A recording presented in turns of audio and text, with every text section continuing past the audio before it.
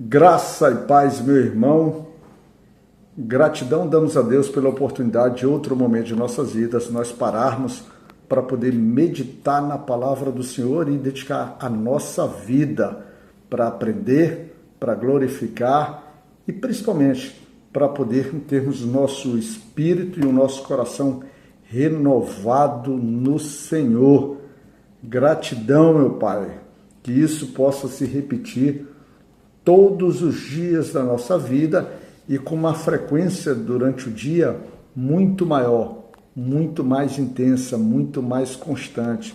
É esse o objetivo. O objetivo é que a gente, por meio desse devocional ou por meio desse contato com a palavra de Deus, a gente se sinta motivado, a gente se sinta, vamos dizer assim, feliz e satisfeito em estar meditando, aprendendo e ganhando vida.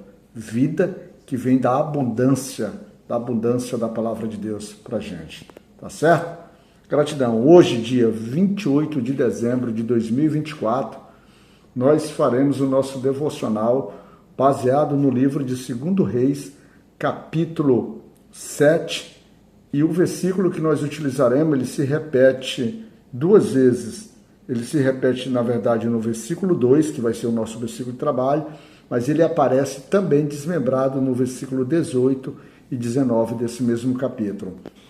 E no versículo 2, a Bíblia nos registra o seguinte: porém, um capitão em cuja mão o rei se encostava, respondeu ao homem de Deus e disse: eis que, ainda que o Senhor fizesse janelas no céu, poder-se-ia fazer isso? E ele diz: eis que o verás com os teus olhos, porém daí não comerás. Esse versículo ele é forte, ele é marcante, porque ele traz logo muito claramente alguém que traz consigo a dúvida, ou seja, manifesta, carrega dentro de si a dúvida da possibilidade, da capacidade da manifestação do poder de Deus. Ou seja, ele, apesar de ser um israelita, apesar de ser alguém que com certeza aprendeu muita coisa sobre as maravilhas do Senhor, desde quando ele faz a sua criação, em especial daquilo que vem sendo corriqueiramente do livro de Gênesis e Apocalipse, principalmente a partir ali do livro de Êxodo, que é a libertação do povo do Egito, né? Vamos dizer assim, do aprisionamento seu do Egito, a manifestação, os ensinos de Moisés, a ocupação das terras, o sustento no deserto, tanta coisa, certamente, por mais distante que esteja dessas épocas, mas o povo, eles estão sempre sendo lembrados, estão sempre sendo exortados, estão sempre sendo ensinados, mesmo que por si só, às vezes, a gente não aceite, a gente não entenda e não acredite exatamente no processo. E é justamente essa falta de credulidade, é justamente essa falta de fé que vai marcar o destino desse capitão. A Bíblia estabelece aqui nesse versículo que ele era alguém muito próximo ao rei. Só que a gente tem aqui as tribos de Israel, governada por Jorão, né? Jorão, e é um povo que está sempre distanciado de Deus. Deus vem trabalhando, Deus vem trazendo seus profetas, Deus vem ensinando, mas a rejeição ela é muito grande. E Eliseu está vivendo agora aqui essa época, já tinha passado a época de Elias. E para a gente entender um pouquinho desse cenário, que ele fala sobre isso, um pouquinho desse cenário, a gente volta lá no versículo 1 do capítulo 7, para a gente entender o que é que ele duvidava. Ele duvidava da seguinte coisa. Versículo 1 do capítulo 7. Então disse Eliseu: ouvir a palavra do Senhor. Assim diz o Senhor: amanhã, quase a este tempo, uma medida de farinha haverá por um ciclo, e 2 medidas de cevada por um ciclo, à porta de Samaria.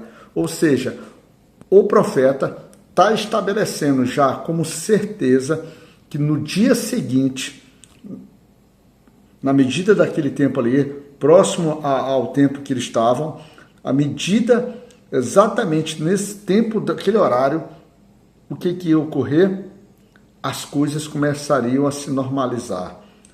A abundância ou o socorro do Senhor, vamos dizer assim, aquele povo, apesar de injusto, apesar de infiel, mas o Senhor, que é o Deus de Israel, o Deus das tribos de Israel, ele vai se manifestar porque ele tem amor também ao seu profeta Eliseu, e ele tem que fazer com que o testemunho de Eliseu seja um testemunho fiel e verdadeiro do seu próprio testemunho, do testemunho de Deus.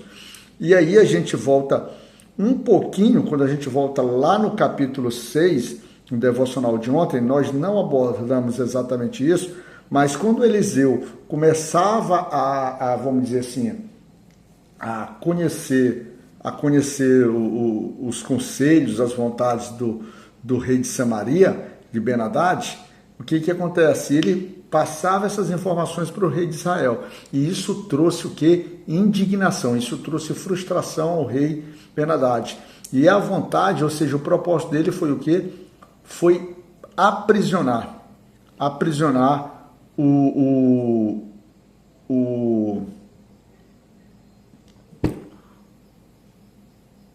povo de Israel, porque ele queria o profeta. E o profeta, segundo o nosso devocional de ontem, ele se conduziu com liberdade e terminou dizendo que eles não entraram mais tropas de Sírio na terra de Israel. Beleza, mas o que aconteceu? Mas o Ben-Hadad, ainda assim, em um tempo depois, ele sitia, ele cerca Samaria. Ele tem um propósito de agora sitiar, e isso faz com que Samaria, ela entra o quê? Aí Ben-Hadad, ele faz com que Israel comece a passar por grande fome, grande necessidade. E nessas grandes fomes e necessidades, quando você está vendo isso, por exemplo, lá no capítulo 6, versículo 24, diz assim: sucedeu depois disso que Ben-Hadad, rei da Síria, ajuntou todo o seu exército e subiu e cercou a Samaria. E no 25, e houve grande fome em Samaria, porque eis que a cercaram, até que se vendeu uma cabeça de um jumento por 80 peças de prata, e a quarta parte de um cabo de esterco de pombas por 5 peças de prata. Ou seja, coisas que não valiam nada, não valiam nada no sentido de insignificantes, ou seja, cabeça de jumento e, vamos dizer assim, esterco de pombas, ou seja, cocô de pombas sendo vendida para poder servir de alimentação para aquele povo, e era caríssimo. E aqui o profeta está trazendo agora, diz, não, isso acabou, isso vai ficar para trás. Isso vai ficar para trás porque o profeta, ele diz, ouvi a palavra do Senhor, ou seja, ele diz, não sou eu que estou dizendo, Deus conversou comigo, Deus estabeleceu isso e eu estou trazendo para vocês. E aí vem o interessante desse processo, quando ele está manifestando para ele trazer esperança, para ele trazer, vamos dizer assim, alegria ao povo de Israel, levanta-se esse homem e coloca sua incredulidade dentro, sua incredulidade para o povo. E isso me lembrou muito aquela passagem em que os homens que Josué, os espias que Josué manda, quando volta eles, 2 se manifestam de forma positiva para conquistar a terra e os outros só viam os desafios, as dificuldades. E é o que esse capitão está vendo aqui. Mas aí, o interessante, então alguém que está capaz, saudável e tal, só que aí entra a figura de 4 leprosos. E com esses 4 leprosos que também viviam ali pelos muros de Israel, afastados, se já estava difícil para o povo, imagina para esses 4 leprosos, que já eram renegados à própria sorte.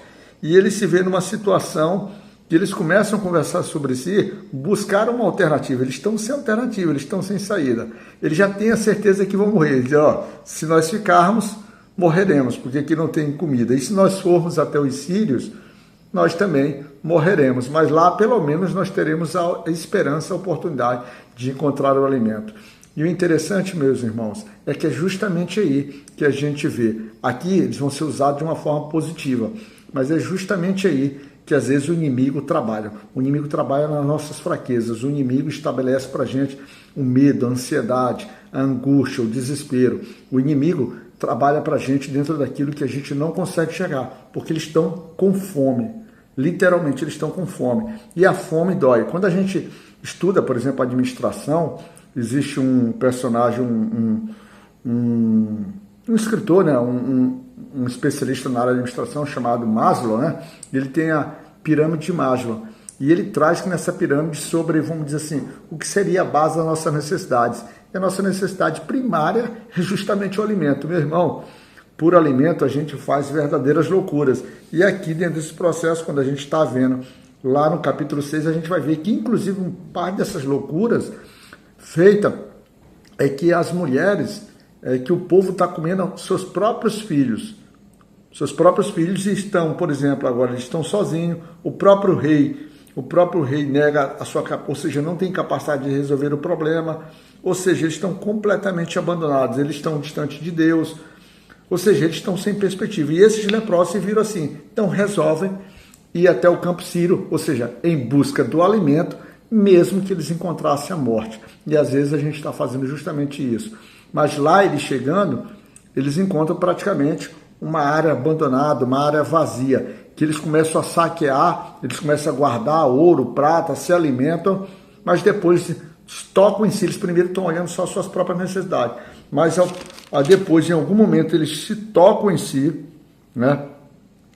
Eles se tocam em si e mudam de comportamento. Quando a gente vai lá no versículo 9 do capítulo 7, ele diz assim: então disseram uns para os outros, não fazemos bem, ou seja, eles têm a consciência. Este dia é dia de boas novas e nos calamos.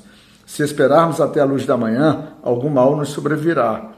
Pelo que agora vamos e o anunciaremos à casa do rei. Que maravilha! Ou seja, homens que inicialmente estavam preocupados nas suas necessidades, e às vezes a gente como pecador, a gente abandonado na nossa vida, a gente sem esperança, quando a gente consegue ser encontrado por Deus, pela sua palavra, e sermos, por exemplo, animados, sermos renovados, quando a gente começa a ser, por exemplo, vivificados por meio, conforme fala lá em Efésios 2, versículo 1, a gente recebe essas boas novas. Eles, mesmo assim, eles começaram inicialmente a fazer as coisas ruins, mas depois eles tomaram consciência e eles disseram assim: hoje é dia de boas novas. Então, quando a gente se liberta, quando a gente é encontrado pelo Senhor, é dia de boas novas. E aí, irmãos, a gente tem que correr necessariamente, a gente tem que buscar necessariamente distribuir, anunciar, assim como aquela própria mulher lá do poço, aquela samaritana fez. A gente não pode se calar, a gente não pode querer aprisionar aquela bênção para a gente não pode querer guardar aquele tesouro para a gente. Ou seja, é dia de boas novas, dia de salvação é dia de boas novas. O evangelho é dia de boas novas. O devocional, não só esse devocional, como qualquer outra palavra vinda do Senhor, trazida por qualquer servo do Senhor, é dia de boas novas. E quando a gente se sente alimentado, se sente renovado por isso, a gente tem que fazer que nem esses 4 leprosos. A gente vai e redistribui isso para todos. Mas eles, ao chegarem e falarem isso no arraial, eles são, vamos dizer assim, o arraial recebe isso com uma certa descrença, uma certa dúvida. Mas no meio desse processo, no meio dessas dúvidas, eles precisam se libertar. Afinal de contas, a dúvida, o medo, a visão limitada, a visão de não ter futuro, está matando, vai matar todo o povo, inclusive por aquelas loucuras que está acontecendo que é se comendo crianças. Ou seja, é preciso mudar, e aí a mudança ela acontece. E a gente consegue perceber o que motivou essa mudança, é o que está escrito lá no versículo 13, diz assim: então um dos seus servos respondeu e disse: tomem-se, pois, 5 dos cavalos do resto que ficou aqui dentro, pois toda a multidão dos israelitas que ficaram aqui, de resto, terá a mesma sorte da multidão dos israelitas que já pereceram. Enviemo-los e vejamos. Ou seja, alguém com a consciência, alguém teve que quebrar a sua incredulidade, alguém que passou, que recebeu a mensagem e disse assim: não, se nós continuarmos dessa forma aqui, o nosso futuro será exatamente o mesmo futuro daqueles que já se foram, que já morreram, que já pereceram diante da fome. Não, vamos ousar e vamos partir, vamos crer que esses homens aí são homens enviados pelo Senhor. E às vezes é a mensagem que tu está recebendo, tu está tentando renegar, tu está preso no teu medo, e não está aceitando.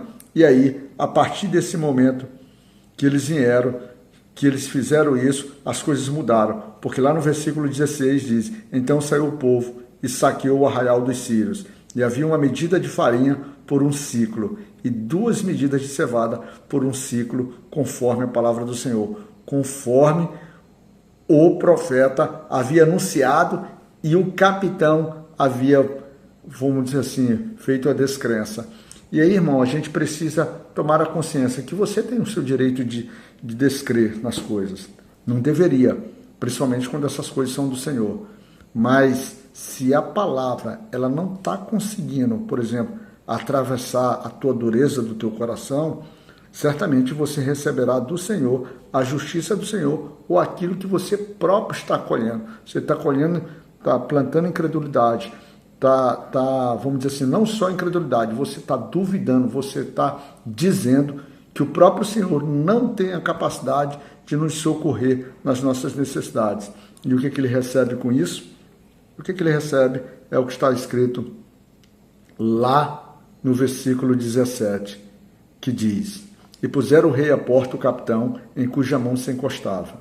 E o povo o atropelou na porta, e ele morreu, como falara o homem de Deus, o que falou quando o rei descer a ele. Irmãos, medita sobre isso, principalmente sobre esse final. Ele recebe a mensagem, ele tem a descrença, e no final, todo o povo se regozija, todo o povo começa a ser libertado, todo o povo tem a sua fome saciada, todo o povo pega despojos, pega cor, porque o interessante, quando os cegos, os leprosos chegam lá na área, a gente não pode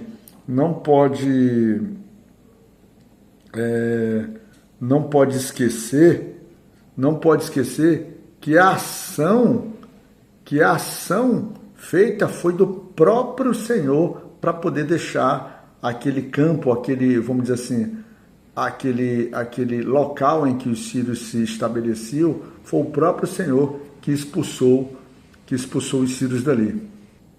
Porque o Senhor, no seu cuidado, no seu zelo, e tratou toda a situação, porque como está escrito lá no versículo 6, quando ele diz o seguinte: porque o Senhor fizera ouvir no arraial dos sírios ruídos de carros e ruídos de cavalos, como o ruído de um grande exército, de maneira que disseram uns aos outros: eis que o rei de Israel alugou contra nós os reis dos heteus e os reis dos egípcios para virem contra nós. Ou seja, nem precisou batalha, nem precisou de uma libertação do próprio ao se libertar. O próprio Deus foi lá e socorreu. E aí, irmãos, é crer exatamente disso, porque é assim que funciona na tua vida prática. Coloca teu coração na direção do Senhor, apresenta as tuas necessidades e deixa com que o Senhor opere. Te descobre na graça de Deus, te descobre na presença dEle. Ou seja, confessa os teus pecados, clama para Ele, para que Ele seja Senhor da tua vida, e vai, meu irmão, e vai. Vai como os leprosos foram, encontre a abundância, encontre, vamos dizer assim, o teu saciado, as tuas necessidades, encontre o próprio Deus, encontre a vida. Graça e paz, fica na graça poderosa de Deus, que Deus possa manifestar ricamente toda a abundância na tua vida e da tua família, e que Deus possa te cuidar, meu irmão.